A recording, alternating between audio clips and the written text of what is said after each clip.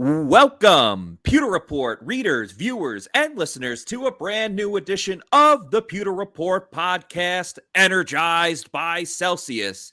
It is a Tuesday, but it is the first episode of the week. Did you miss us, Pewter people? Did you miss us? Had to spend one day off. There's been a lot of news in between then. Most notably, the Bucs getting reunited with the former team captain, that's outside linebacker Carl Nassib. Carl is back with the Tampa Bay Buccaneers, really bolstering the outside linebacker group.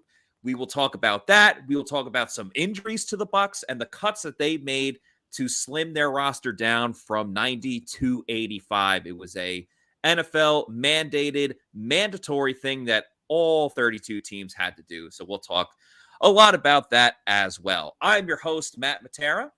Joined with me is my fellow colleague from pewterreport.com. Also started her new podcast, which you can find on Fridays, if I'm not mistaken. It is Casey Hudson. Casey, Hey-yo. How's it going? Heyo. Thanks for the shout out. It's going so good. I actually have no complaints today. I'm not hot, I'm not tired. I fed myself, I'm not starving, no weird stuff happening. So That's we're good. That's good. great to hear. Maybe it was because we were also inside today. We should also point out that our fellow Pewter Report colleague JC Allen, will also be joining us in about 10 to 15 minutes. So all the JC fans out there, he'll be on a little bit. It'll be Matty M and the C's, just like it was in the last episode. Yeah, once again. Of course, the big news today, as we just talked about, was the fact that Carl Nassib is back in the red and pewter, which a lot of people were very excited about, myself included. Casey, I saw you tweeting about Carl Nassib, so we're pumped up. We're very energized. And of course, the Pewter Report podcast is brought to you by Celsius Energy Drinks. And guys, we love Celsius for multiple reasons, starting off with the variety. You know, you can get the sparkling wild berry, you can get the classic orange, you can get the sparkling watermelon, the tropical vibes. Of course, the vibes are very high on this show, whether you're getting the peach vibe or the Arctic vibe, which, of course, Casey got me onto because it tastes just like you're drinking a slushie. So the variety is great because there's so many different flavors, but also Celsius Energy Drinks gives you the energy that you need to get you through your day. We call it the essential energy. There are 7 essential vitamins, and it's perfect to get you going, whether you're starting your workday, whether you're going to go crush a workout, multiple different times, and you could have that drink. Puts a little extra pep in your step. So make sure you go to Celsius.com, click on the store locator so you can find out where there's a Celsius near you. And it seems like every single day Celsius is growing more and more. So there's going to be one very close to you. You could also go to Amazon.com and pre-order a pack of Celsius, the variety pack. I would recommend that. You could have it set up where goes to your house or apartment every 2 weeks, 3 weeks, whatever you want. Just make sure you're drinking Celsius. That's Celsius Energy. Live fit. So, of course, Casey, the big news. By the way, I am rocking the sparkling cucumber lime. I also have the sparkling orange pomegranate. So I'm going to flip a coin and decide which one I want to drink. Cucumber lime for 100, please. Yeah, let's go. Let's go. Casey, obviously the big news, Carl Nassib back with the Tampa Bay Buccaneers. Give me your initial thoughts about the move. Did you see it coming? Where's your excitement level with this, and how's it going to help the Bucs moving forward? One, I'm actually very excited about this move. 2, I saw it coming because Pewter Report, you guys, really broke that down and made sense of it and hammered it home. Somebody asked me, well, not somebody, just kidding. Aaron and Pat, I was on the Aaron and Pat show earlier today on WDAE, and they kind of asked the same thing, like, was I surprised? And I'm like, no. And did I think that this was just a spur of the moment ish signing, or did I think that the Bucs kind of had this on their radar? And I think the Bucs had it on their radar. I don't think it was going to happen particularly as quickly as it happened, but I did think that it was going to come about towards the end of training camp or the beginning of the season. There just wasn't much depth in that position. And we know that the Bucs want to protect themselves from having that nasty incident that they had last season of just no depth and a lot of injuries, and putting themselves in a predicament that could have been somewhat a little bit more avoidable. So I like the Nassib signing. I think that he was most productive in Tampa Bay. His first season with the Bucs, 6.5 sacks. His next season with the Bucs, 6 sacks. His production rate had dropped off once he headed out to Las Vegas. And yeah, we take all of that into account, but you also have to think coaching. You have to think scheme. You have to think about the players that he's working alongside of. So I think that there's a role with the Bucs for Carl Nassib. Everybody's excited to have him back and for him to be reunited with some players that he did play with in 2018 and 2019. More importantly, I loved the fact that we know that the Bucs love versatile players, and he fits that. He's a versatile guy. He's 6'7", 275 pounds, and he doesn't just fit in one box as a defensive end or a pass rusher. So I'm a big fan of how they're going to utilize him and how he might even add to the competition. Yeah, absolutely. And I think it's important to point out that, yeah, Nassib was on this team back in 2018 and 2019. He wasn't just on this team. He was a captain. Like, he was a defensive captain on this team. So obviously he's going to fit in well. Many of the teammates already know him. And Todd Bowles obviously is a big fan of him. And that's why Carl Nassib is in here with the team. When I first think about him, I just think of the motor that he has as a player. He goes. And it's just relentless. And I think that's perfect for the position that he's going to be playing. Because let's not make any mistakes about it. It's still Shaq Barrett and Joe Tryon-Shoyinka as the leading outside linebackers. Yes. And we really like Anthony Nelson as a depth player, that third outside linebacker. Yes. But that's not to say that the fourth OLB isn't going to get any playing time at all. We actually saw that a lot last year where Nelson would get in there and JTS would be in there as well when JPP was also healthy. I'm just spelling out letters all over the place. I know. But like, I would feel really good about, again, not the whole game, but, you know, a series or two where it's Anthony Nelson on one side and Carl Nassib on the other, which when Anthony Nelson got drafted here, many people, Pewter Report as well, was saying that he's like a prototype of like what Carl Nassib is, because he's got the length, and as you mentioned, 6'7". So again, just adding to that forest of trees that the Bucs have on the defensive line, from JTS to Logan Hall, everyone else in between, just these tall guys that are going this to whole forest down. that just came in. It really is a forest of like defensive linemen. It truly is. Maddie, can I ask you this? Who doesn't want to see at least a handful of plays where you have two massive guys coming off the edge, like Nassib at 6'7", and isn't Nelson right up there at like 6'6" almost, or 6'5", they're like very 17,000 quarters? Right. Yeah. So imagine like these two trees coming off the end, and they both have an extended reach. Nelson mentioned that today as well. So like they both have this massive reach about them. They're very tall. They're both, I mean, Nelson sits at about 265 to 270, but I'm sure come season it'll, remain about the same. But you have these guys that are nearly 270 apiece, and they're going to be coming off the edge.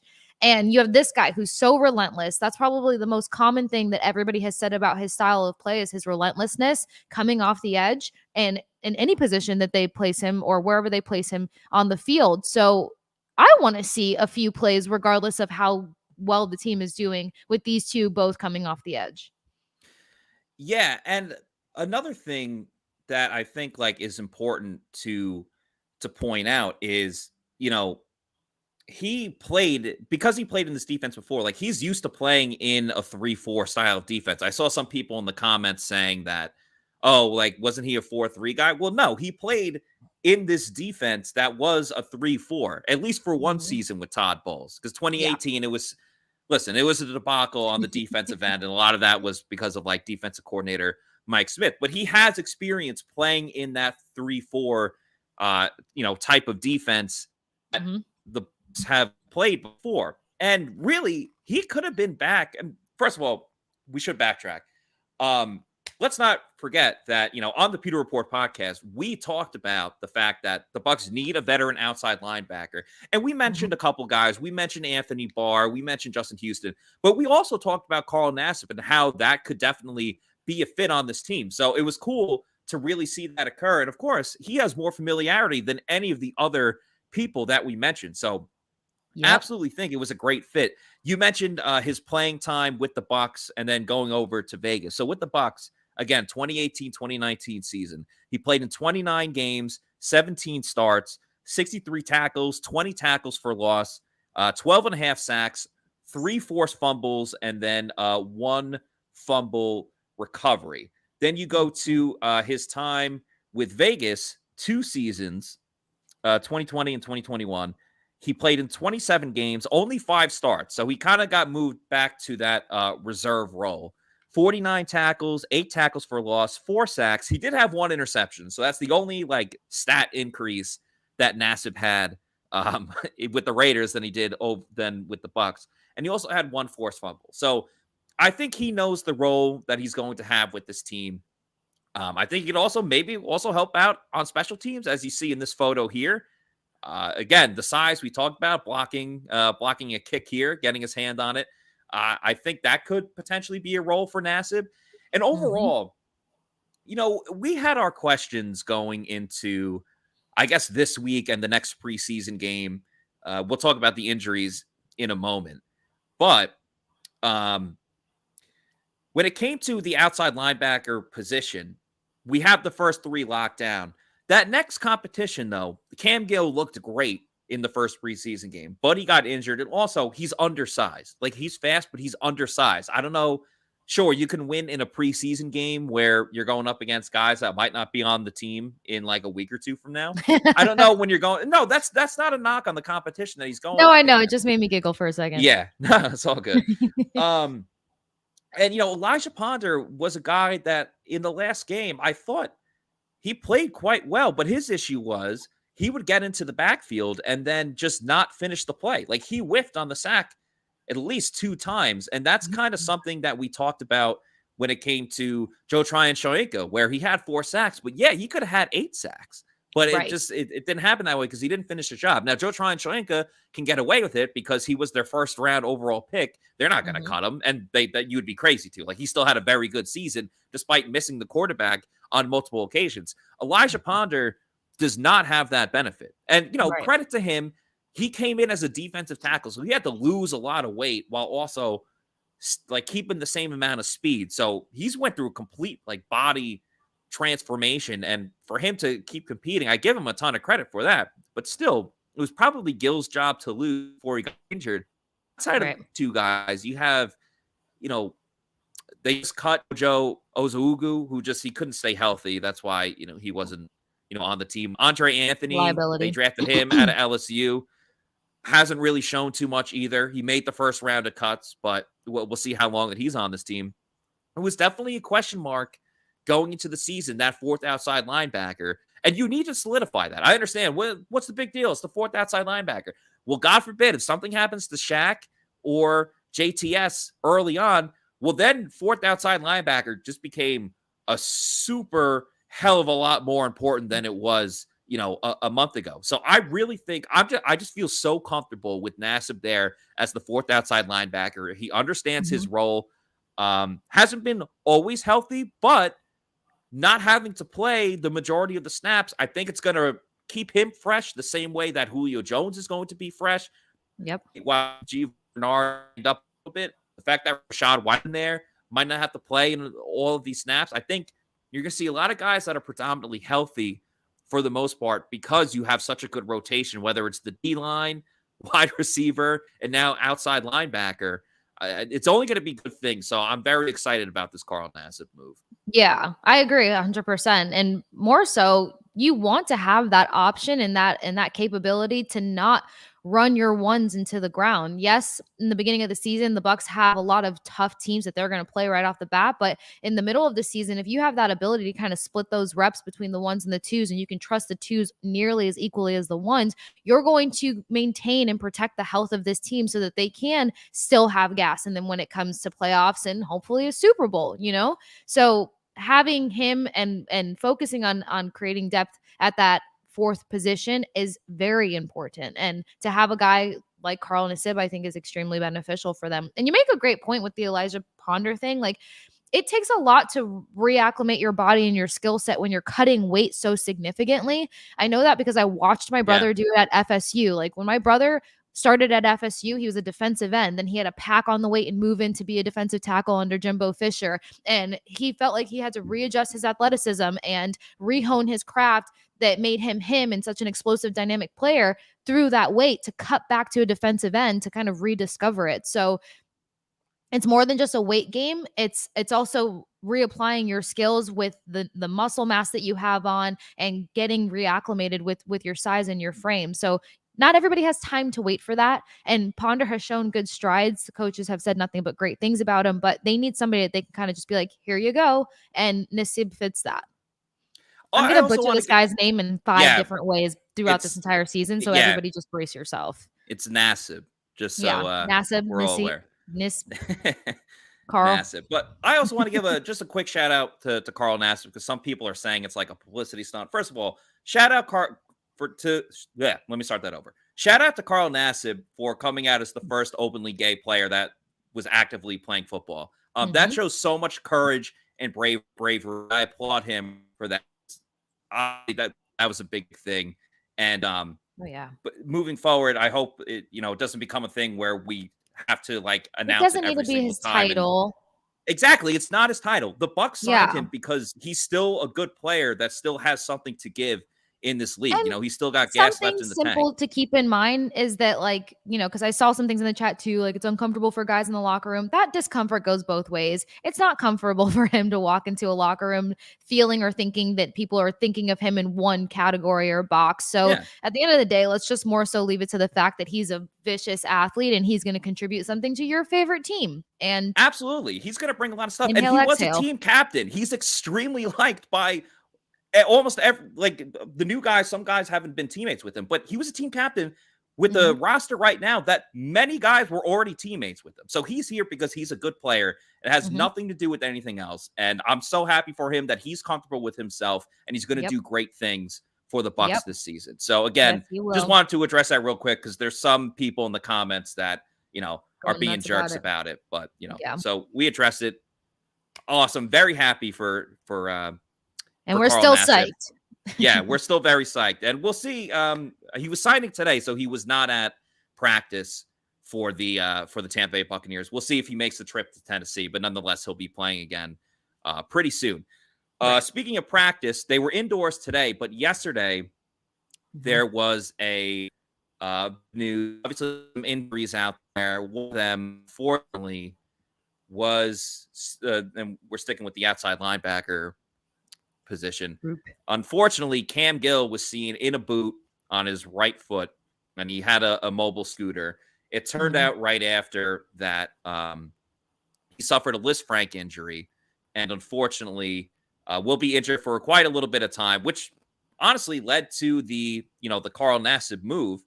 And even quicker, let's stick on Carl Nassib for one moment, because joining the show right about now is JC Allen. JC, we're going to pull you up here in just a moment, but to make sure we got all the graphics correct, we're going to put up another picture of Carl Nassib, your newest Tampa Bay. Oh, actually, JC just left. Don't know where he went. So you know what we're going to do instead? Because we can pivot on this show very quickly. We could change on the fly like the Tampa Bay Lightning to stick on the topic of Carl Nassib.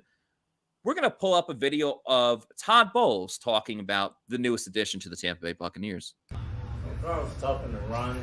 When he played, when he was here with us, he was a very good pass rusher on the outside. He can also play inside in some nickel situations. So he has a lot of versatility. He brings a lot of energy, brings a lot of toughness, and he understands the system and he was comfortable in it. So we look forward to him coming here.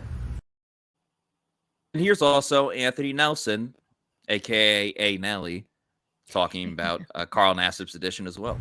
He uses his long arms really well, and that was something that I wasn't definitely doing to the best of my ability when I first got here. And he was able to use his length while still attacking, and just kind of that mindset and that approach to the game is really one of the big things that I took from him and tried to apply to my game in the past couple of years. And before we bring JC in here, I do want to talk to you guys about Underdog Fantasy and the $10 million in prizes that they have with Best Ball Mania 3. That's right. There is still time to go and pick your team. The best place to play fantasy football this summer is with Underdog Fantasy.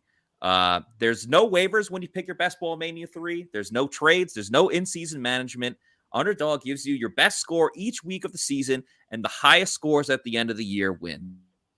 Underdog to your first deposit up to $100 when you sign up with the code Pewter. That's 4 free entries into Best Ball Mania 3. Even if you learned your math from Plant City, you can figure that out. So what are you waiting for? Head over to UnderdogFantasy.com or the App Store and sign up for Underdog with the promo code Pewter. Draft your Best Ball Mania 3 team today. That's Underdog Fantasy, promo code Pewter. They also have great pick'ems and over-unders, which you can start doing right now with the preseason going on. You could do it in baseball. You can do it with basketball and hockey when they come back, but it's always super fun to do it with football. You could bet the over on or unders on, receiving yards, rushing yards, passing yards.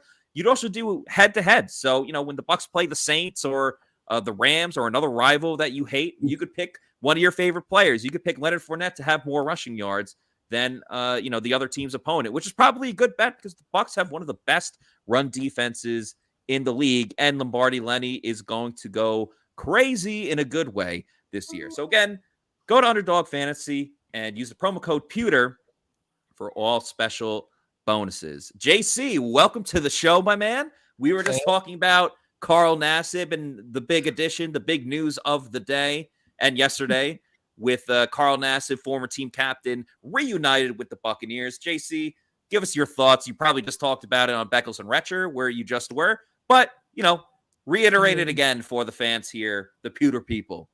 Yeah, I think Carl Nassib brings a bunch of different aspects. First of all, versatility. Bulls talked about that. They can use him in a variety of different ways. I think Joe Tryon-Sharinka last year as a down lineman, with his hand in the dirt, and also as a guy standing up. He brings height, physicality, 6'7". One thing that I think that he's going to do is also bring another guy in that rotation to keep everybody fresh.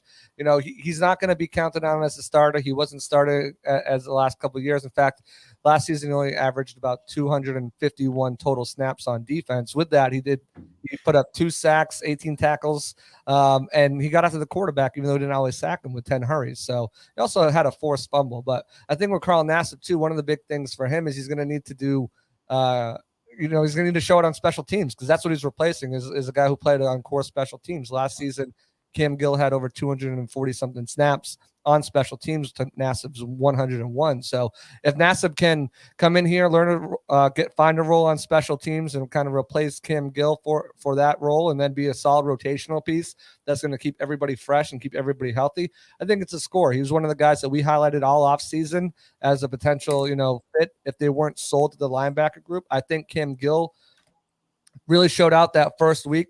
He's more of a speed guy who's going to beat you with, down and distance, pin your ears back and go for it. But in that first game against the Dolphins, he showed really good strength as well, bull rushing his way to that sack. Unfortunately, he's hurt. Necessary times to take necessary measures, and that's why Carl Nassib was brought in here. I think it's going to be a great addition. You already heard about, Anthony Nelson talking about him. You've heard some of the coaching staff talk about him, and he's going to be a great fit and great rotational guy in this defense. Yeah, absolutely. We kind of spoke about a little bit of that, the size, of course, that he's going to bring, and the fact that he could also play special teams. I'm not going to call this signing a necessity, but it really was unfortunate, especially Casey, as we were just getting to talk about the game that Cam Gill had before he got injured. For all his downfalls isn't the right word, but for all the shortcomings. Yes, the shortcomings. Some of it being his size, no pun intended. He did a lot of great things. Like one of my favorite plays, and remember, Cam Gill had a sack in that game. But my favorite play from Cam Gill was the Dolphins completed a pass like 10, 15 yards down the middle. And Cam Gill ran all the way from the line of scrimmage to, tackle the ball carrier on that play. That's a Carl Nassib type of play. I mean, it's an awesome hustle play, but that's also a Carl Nassib type of play. And imagine how much faster Nassib would get there with his legs, length, ability. Yeah. It just takes 2 strides for every stride of Gill's. Yeah. Leave it to me to point something out like that. But no, honestly, it's unfortunate because Gill was finally starting to get some respect placed on his name. And now, it's going to take a minute before we can reevaluate that. I will say, I think we'd be remiss not to mention the fact that Cam Gill tweeted out that he had a successful surgery and all is well, and he plans to bounce back soon. And the typical recovery time around that surgery is 3 to 4 months, I believe. Correct. If I'm not right or wrong. So there could be a resurrection for Cam Gill within this season, but at least we know hopefully he'll start back from the momentum that he was generating from Saturday. Fingers crossed. Yeah, and he missed time last year as well. I mean, he didn't play for the first, I believe, 9 games, dealing with a foot injury last season. So with that, he's no stranger to the song and dance. I think the most likely situation here, and we might find out something tomorrow if they do decide to put him on IR, but is to keep him through final cuts and then kind of do what they're going to do with Jensen and place him on IR so they can bring him back, once he's fully healthy, probably sometime in December. So, yeah, I mean, necessity might have been too harsh of a word. I think it's more of, I don't think they trust Elijah Ponder in that 4th spot yet. He's done some good things. He's done some bad things. And obviously Jojo Azugwu, whatever his name is, was released today. And as you mentioned, I think Jordan Young to me today that he stood out to you. He's still an unknown as an undrafted guy. So, you had to bring somebody in here, and really the only guys out there are Trey Flowers and Carl Nassib. And, one has more of an upside knowing your system and, getting into it quickly and right away to be able to make an impact. Yeah, absolutely. And unfortunately, especially anytime that a player has surgery, it's something that you have to monitor and be aware of. And, we spoke about this a little bit in the media room yesterday. We were talking about with Greg Ahman of The Athletic as well, where, not all Liz Frank injuries are the same. Like Liz Frank injury was something that Levante David was dealing with last year. Now it was a different situation, because one was like a legit break. One was, a bit of a sprain. The playoffs were coming up, and Levante said that he was only playing at 60%. That's even with like the amount of games that he missed, like coming back for the playoffs. So, and obviously, with all due respect to Cam Gill, Levante David is a little bit more important to the defense than Cam Gill is. So slightly.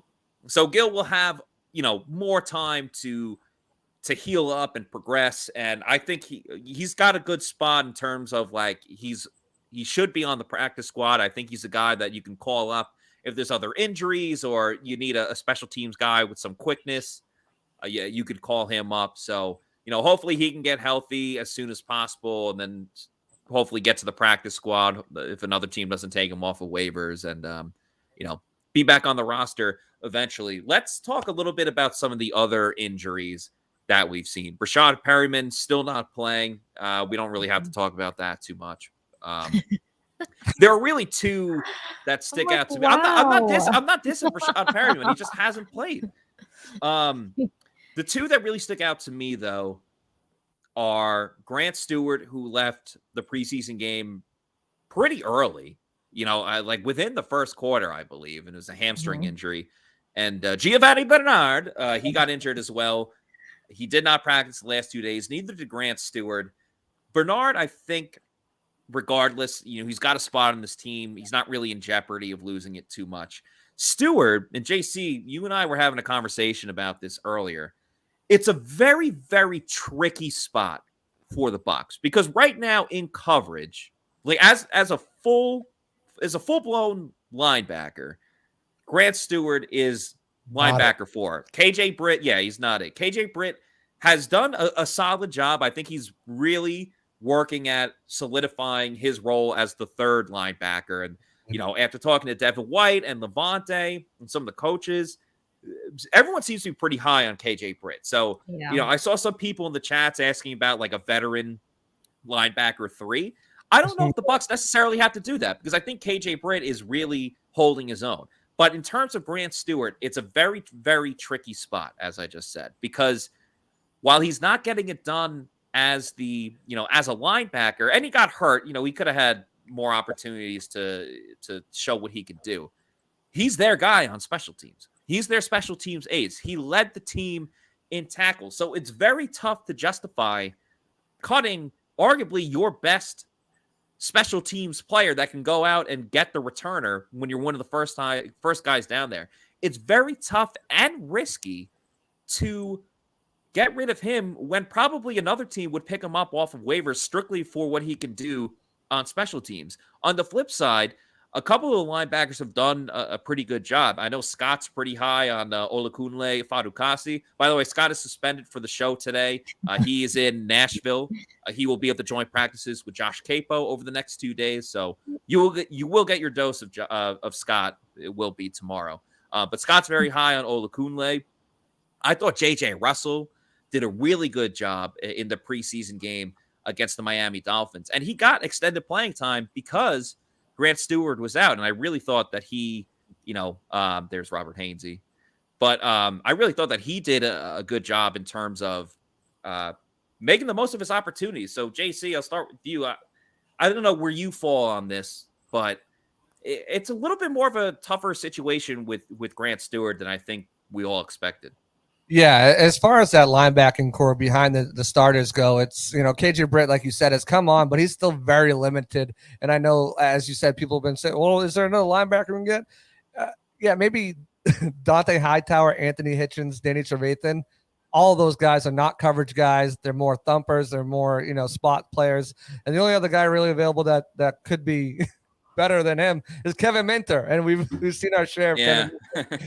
So I think when you're looking at Brandt Stewart, you outline it perfectly. This is a guy who was a special teams demon, was tied third in the league in special teams tackles. Players, and teams, coaches, they notice that. He's Mr. Irrelevant, so he got that extra little pub that goes with it. Mr. Irrelevant, carving a role on special teams. So, I think it's his, if he's healthy, it's his job to lose.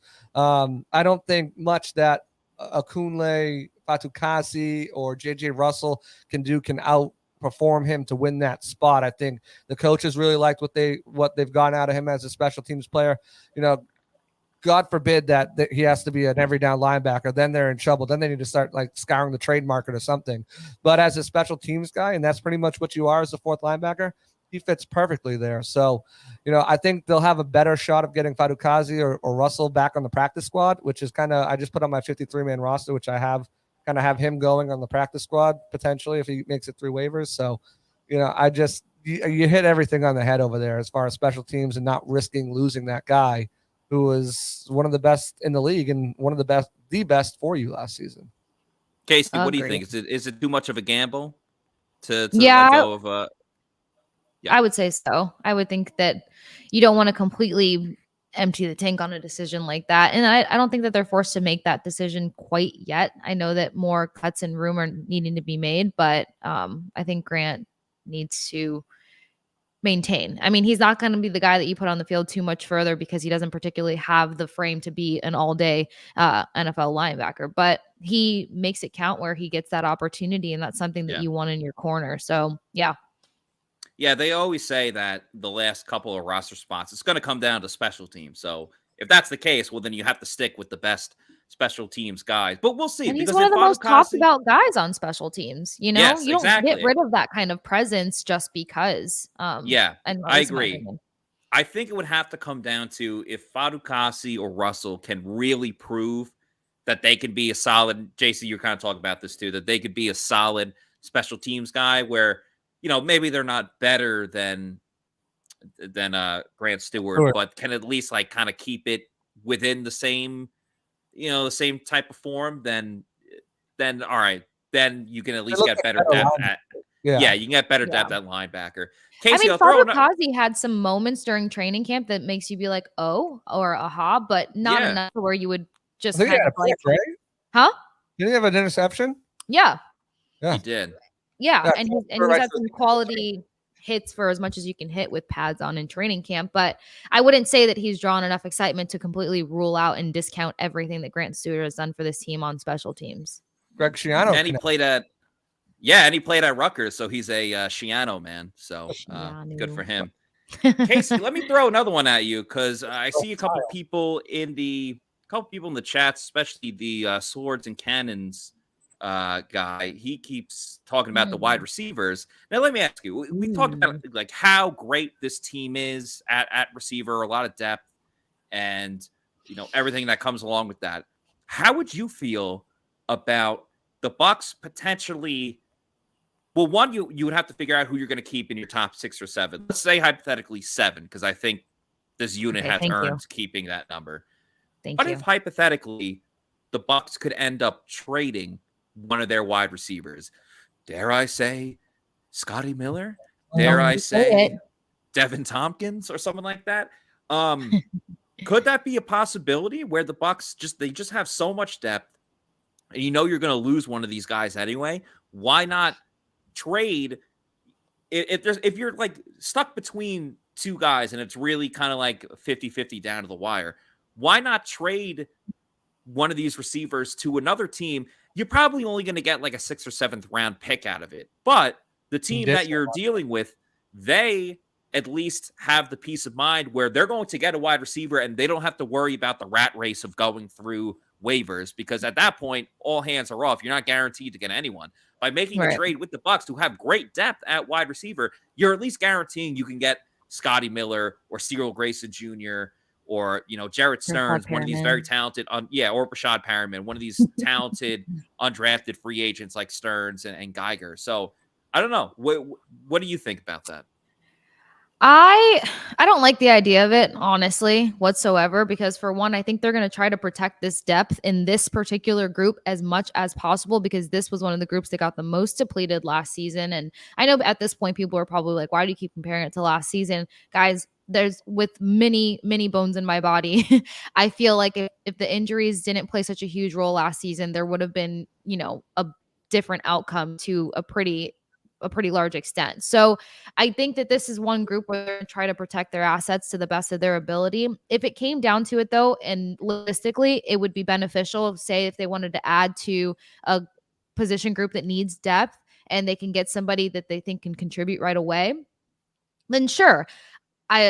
People might be shocked to hear this, but Rashad Perriman and anybody in that wide receiver room that just kind of seems injury prone already, you don't want to deal with it. And at least you're not cutting them and taking away their opportunity to succeed to some extent in this league. You're giving them a fighting chance to still succeed, but you're doing it elsewhere. So unfortunately, it's heartbreaking for me because I am a Rashad Perriman fan. I feel like, one day he's going to be able to put all the pieces together between health and consistency and catching and speed. I just don't think it's going to be this season. And I don't love the fact that he's already, dealing with things in training camp. So if it came from a logistical standpoint, I would trade a guy like Perriman and add some depth to another position group. Other than that, I think they are actually okay with giving Scotty Miller a fighting chance this season. Between the conversations that are taking place and the reps that he's gotten in training camp and stuff, and the fact that Scotty himself said in his press conference that he's getting more of a chance to prove that he's versatile and not just a one-trick pony or a long stretch catcher, he's not getting that all from his own accord. He's typically pretty silent about what his role is going to be on a team, and he spoke from a more confident standpoint, which means there's more trust there. So I think Scotty's going to have some sort of fighting chance, and there's also room for him to help and alleviate in special teams. So when you really think about how many different hats these wide receivers can wear, it's going to come down to the fact of the guy who really can only contribute one thing. And if he can't even stay healthy, then if a trade comes down to it, I wouldn't be against trading Rashad Perriman. And you guys should know that pains me to say. Yeah, my only argument would be, why would a team trade for Perriman? Because he's injured. Like, why are you trading for an injury-prone guy? JC, I do want to get to your point in a moment, but first I want to give a shout-out to Mr. Bucs Nation. Thank you so much for the $2 super chat. He says, great show as always, guys. Congrats on reaching 9K. Last I checked, we were very close, but maybe we hit it in the middle of the show. So he could have been telling us right there. We also had another super chat from Dave. Dave, no comment, just $5 super chat. Thank you so much, Dave. Really appreciate it. JC, where do you feel about this discussion? Sorry, Casey, please go ahead. Wait, sorry, JC, not to cut you off. Well, because you kind of left me high and dry there, like no one's going to trade for an injury Rashad Perriman. We knew he was injury prone, and the Bucs picked him up. So depending on the system, the fit, and the desperation, there might be a trade option for Rashad Perriman. Just putting that out there. JC, the floor is all yours. Just looking at the analytics, it looks like 10 subscribers away from 9,000. So if you haven't subscribed yet, please subscribe. Like to share this. Yeah, please subscribe, because you could be, who knows, you could be that 9,000 subscriber, 10 away based on the analytics I just looked at. But anyways, Rashad Perriman's not getting traded, Casey. I don't know what you're over there eating edibles or something like that. Drinking some, maybe you've had one too many Pirate Republic beers. I'm not sure.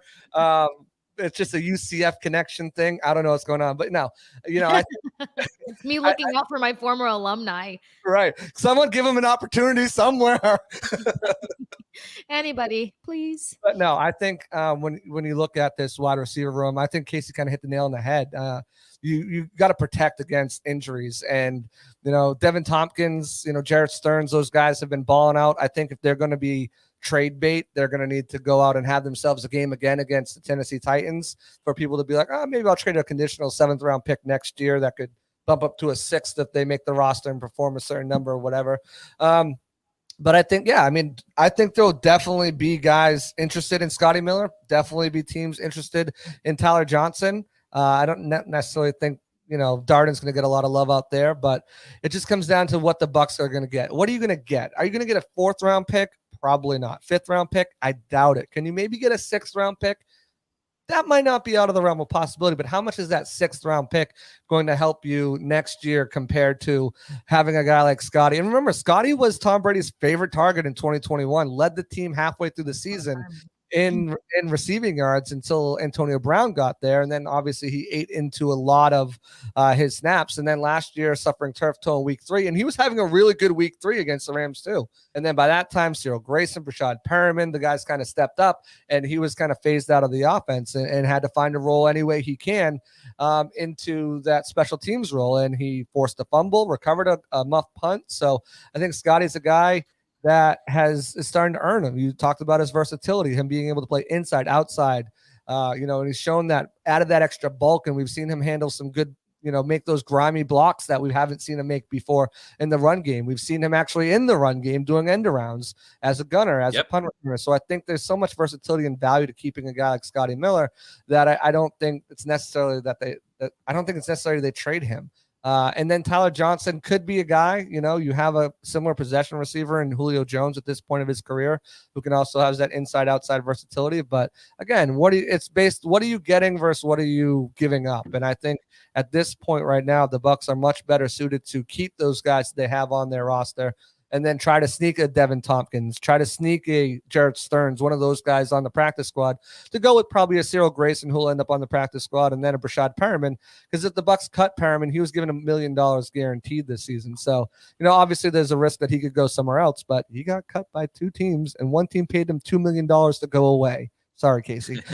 Yikes. He could take that $1 million that he's got guaranteed, pocketed by the Bucs, go on the practice squad, know that he's already made $1 million for the season, and anything that he makes in the practice squad is extra, and be that veteran safety valve and give them 2 or 3 guys they trust on the practice squad to really elevate in case injuries happen again. So at this point, I don't think they look to trade one of these guys.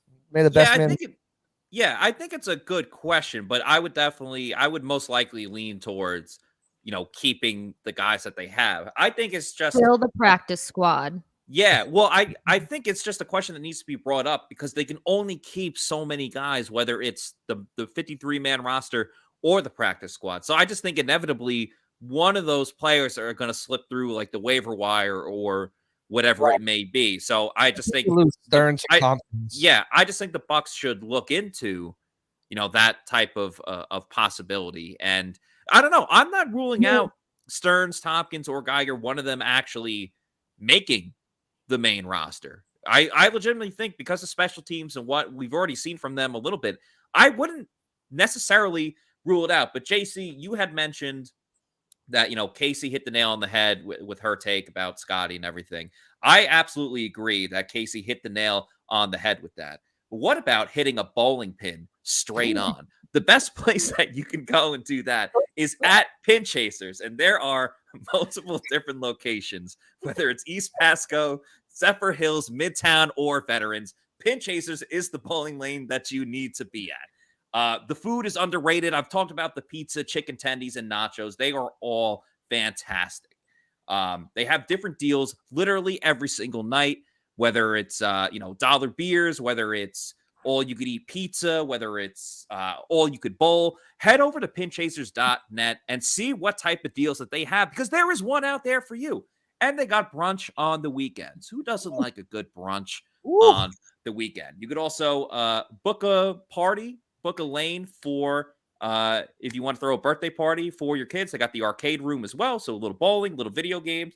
It's a fun night out with friends and family. So make sure you go to pinchasers.net.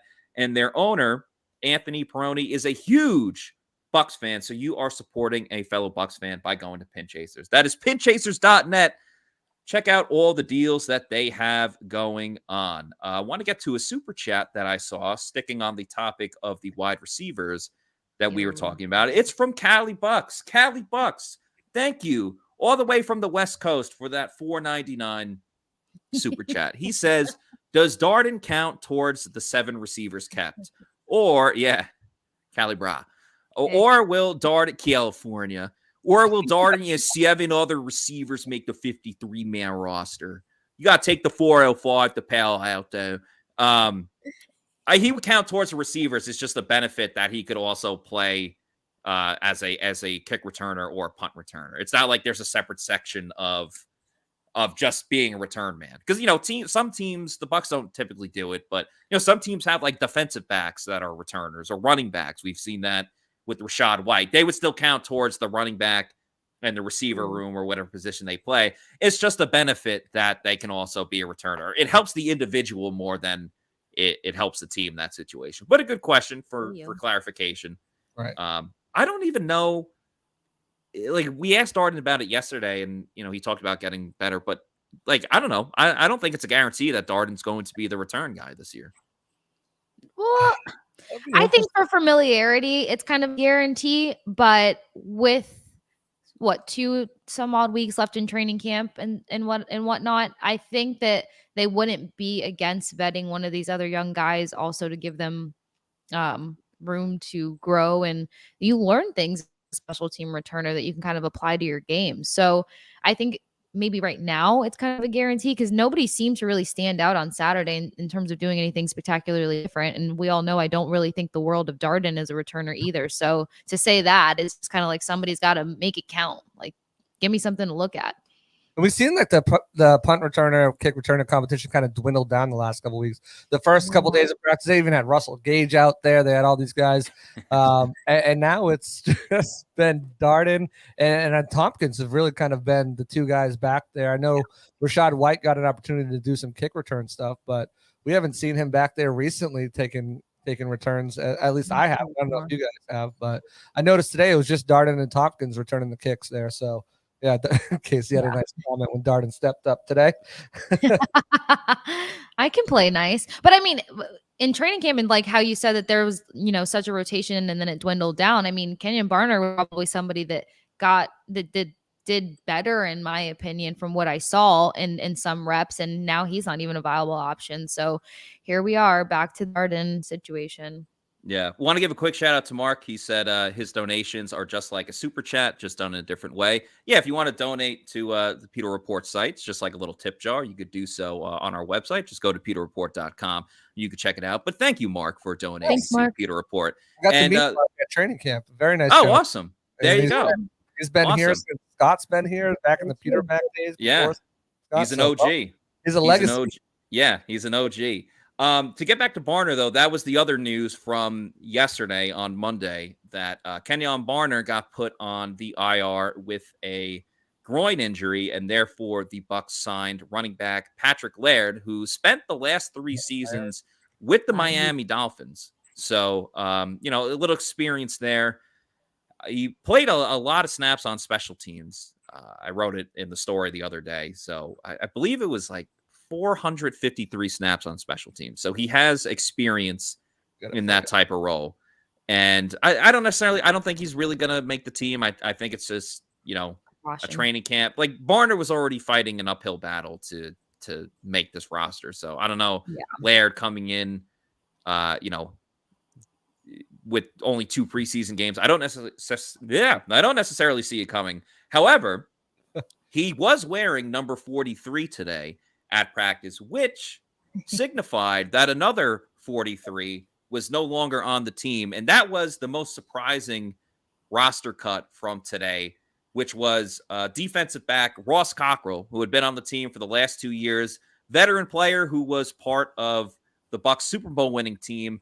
Cockrell, I think, was the most surprising out of the group because he was by far and away the most tenured just veteran in the league. Everyone else was mostly undrafted rookie free agents or Jonathan Hubbard. It was the second-year player that was dealing with an injury, so that's why he was waived.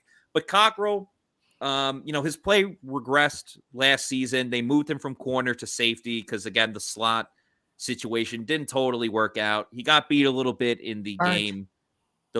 He burnt as well. I was trying to, try to not pick someone while they're down after they just got cut. But Casey, I'll leave that to you.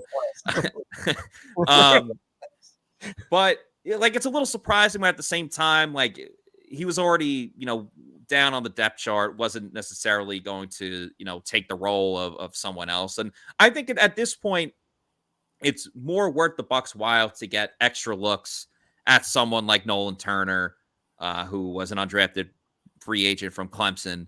It's better to get more looks at him than to see what you already know that you have in Ross Cockrell. So a little surprising. Thought maybe they let him get another week just because of his tenure with 2 seasons here with the Bucs. But nonetheless, it was the one that kind of made you raise your eyebrows a little bit. Yeah, I think I wrote about in my predicting the Bucs cuts that he could be a surprise cut after only playing 11 snaps on defense, the fewest snaps of any defender other than Cam Gill and Brandt Stewart, which we both know left the game with injuries. He also played 11 snaps on special teams as well. But, Todd Bowles said it today. And when, me and Greg were we found out Curtis Blackwell was not there. And me and Greg were scouring the field like, all right, who else is not there? They're making cuts. And we found, Ross Cockrell wasn't there. I looked at the safeties and cornerbacks and he wasn't there. And, we kind of talked about it. And then Bowles mentioned it afterwards, saying that, he's done some great things for us. But we're going to let him go early. That way he has a chance to latch on to another team. Kind of like they could have kept him all the way through despite, probably not keeping him on as a guy that's going to make the team. But, he pretty much said we thought enough of Ross to give him a chance to get on with somebody else. So that's why we did it so early. But he did a lot of things in the past. So it kind of tells you classy move by the Buccaneers.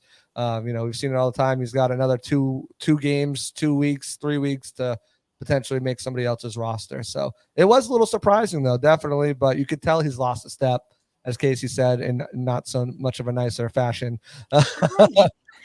I used one word. I didn't even go full sentence on this. You're guy. right. Yeah. You guys have heard me say a lot more. So one word. No, I agree with you. You're right. I will say though, regardless of my own personal feelings, is that I was surprised. I was surprised like everybody else. Just because if anything, I thought we would probably see the dismissal of Garner or Robinson first, not because they haven't been doing well, just because, they haven't showed faces much and Cockrell had to kind of level up multiple times last season. So I felt like the trust factor may have saved him a little bit, but the inconsistency and depending on, what more the coaches know above us, obviously it's not worth wasting time. So classy character. I'm glad that the Bucs gave him time to maybe find a new home. And it's all about system and coaching where people thrive. He may have been inconsistent in Tampa Bay and he may take off somewhere else. So I'm always wishing the best to these guys, even though I'm not always. We're just busting. Yeah, it was nice of the Bucs though to give him more time to find another team because you're absolutely right, Casey, that different schemes, different coaches, other coaches that know him, might want to bring in a veteran presence like Cockrell. And cutting him doesn't necessarily have a huge impact financially for the Bucs, but if you want to have a huge impact on your finances in a positive way, the best way to do that is to work with Muni Financial. At Muni Financial, we help you live in the now. Congratulations. We're so happy for you. Thank you. And even though the now may feel very different, you still need to plan for the future. How's retirement treating you? Oh, just fantastic. I know I say it all the time, but you really got to come up to Colorado. Let's do it. All right. Yeah. We can help you develop that plan to keep you on track so you can still prepare for tomorrow, today. Muni Financial. Plan ahead. Stay ahead. Sooner rather than later, we got to get out to Colorado, or Rado, as they like to call it. When you're managing your family's wealth, you go to Muni Financial because it's simply more than allocating your assets. Pewter Report trusts Muni Financial with our investments and retirement funds, and you should trust them too. call 1-800-868-6864. Talk to David or Mark. They're awesome people over there because they'll tell you all about the different kinds of services that they have. There's legacy planning, brokerage and advisory services, retirement accounts, college saving accounts. I know Scott is very big with that, with his kids. One's in school, one's going to college right around the corner. They have all of that and more. So once again, go to call 1-800-868-6864 and get started with Immuni Financial today. You guys in the comments are great today. I just want to say that. They really are. You guys They really are. But Matt's like transitions to everything are it's been 10 stars. Thank Stop you. being mad. This has been the best Pewter Report podcast, and I think we're over 9,000 subscribers. You ain't gonna be happy. You are absolutely right, though. This has been the greatest Pewter Report podcast. I'm pretty sure we're at 9K by now. Why not? Why wouldn't we? And if you haven't liked and subscribed, do it now. And because shared. every time you like and subscribe, it brings a certain joy to us at Pewter Report here, and you get your designated Blaine Gabbert photo. So thank you. Thank you. Yes, we of course needed that.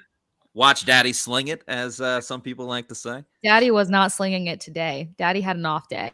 Yeah, but one thing that was very cool was that we saw, praise be to Godwin, Chris Godwin, lining up in 7-on-7s. He actually participated in that a little bit. So that obviously is a huge step forward. Very exciting. That means we're just getting closer and closer to Chris Godwin actually playing in a game.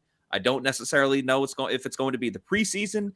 It actually shouldn't be, but I don't know. The more that we see Chris Godwin out there, the more it's a sign that he's going to play in that first game, week 1, Sunday night football against the Dallas Cowboys. Grayson said week 1.